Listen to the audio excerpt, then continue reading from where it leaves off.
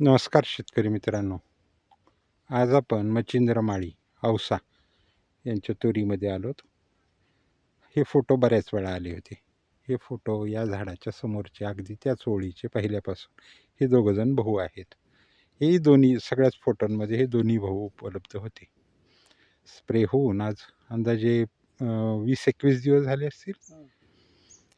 20-21 दिवसापूर्वी यांनी ब्रह्मचैतन्य 1, ब्रह्मचैतन्य 2 आणि जैविक बुरशीनाशक, कीटकनाशक व स्टिकर या 4 घटकांचा स्प्रे केला आहे.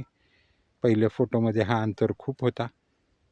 आज ती माणसं तूर मागे सारून आपल्याला फोटो काढावा लागत आहे. आज आपण या तुरीची लागण पाहू शकतो. 1 ते 1.5 फूट स्प्रे नंतर वाढ झालेली आहे. सगळी फुलांनी गच्च भरलेली आहे. एका ठिकाणी 3-4 झुपक्याने शेंगा आहेत. आता शेतकऱ्यांचे त्यांचे मत ऐकू.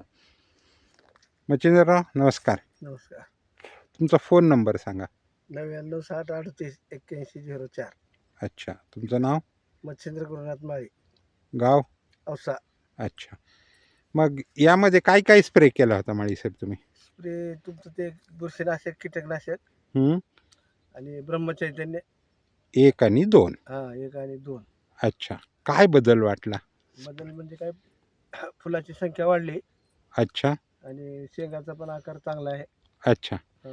शेंगांना काही त्यामध्ये सोले अधिक असल्याचं काही जाणवलं का तुम्हाला? हो जाणार ना. 3च्या ऐवजी 4-5 सोल्यापर्यंत शेंगा आहेत. अच्छा.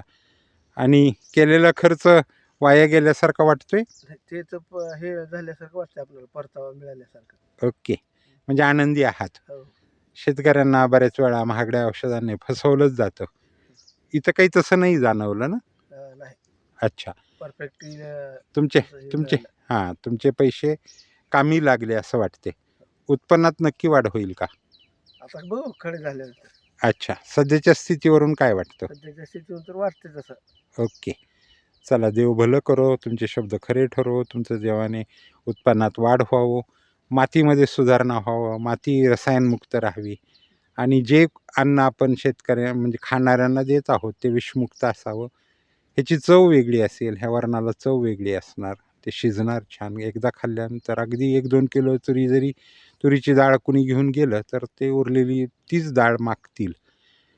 अगदी म्हणजे रास्त बाजारभावाने जरी दिली आणि सगळ्यांना शुद्ध खायला मिळालं, यासाठीच माझे 7-8 वर्षांनी जे प्रयत्न चालू आहेत ते रसायनमुक्त शेती करावी, जीव वाचावा, पाणी वाचावं, हवेतील प्रदूषण कमी व्हावं आणि निरोगी आयुष्य जगण्यासाठी आपल्यामुळे मदत व्हावी, शेतकऱ्यांचे उत्पादन वाढावे, यासाठी हा प्रयोग आहे.